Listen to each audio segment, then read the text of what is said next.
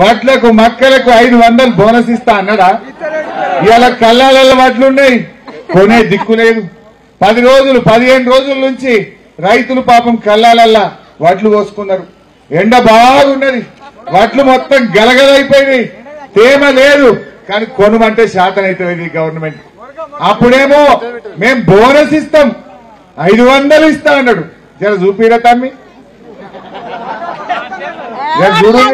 960 రూపాయలున్న వరి కనీస మద్దతు ధరకు మించి 2500తో వడ్లు కొనే బాధ్యత. ఏమన్నా చల్లే 2500 పెట్టి వడ్లు కొంటా అన్నాడు. కొంటురా? 2500 కొంటున్నారా? 2500 దిక్కులేదు, 2200 దిక్కులేదు. కొనే దిక్కు లేకుండా అయింది ఇలా కళ్ళాలల్లా.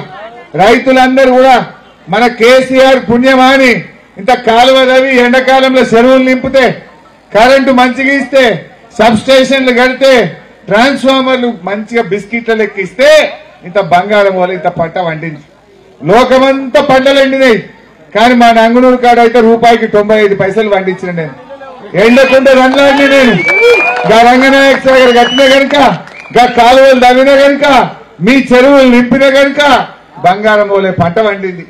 ఈ కాంగ్రెస్ లో గుణ శాతం అవుతున్నదా? గా వడ్లు కూడా ముఖం లేదు. ఇంకా మాట్లాడమంటే ఏదో పెద్ద పెద్ద మాటలు మాట్లాడుతుండ్రు. పేద ఎంపీగా వెంకట్రామరెడ్డిని గెలిపిద్దాం, ప్రశ్నించే గొంతును పార్లమెంట్ కు పంపిద్దాం.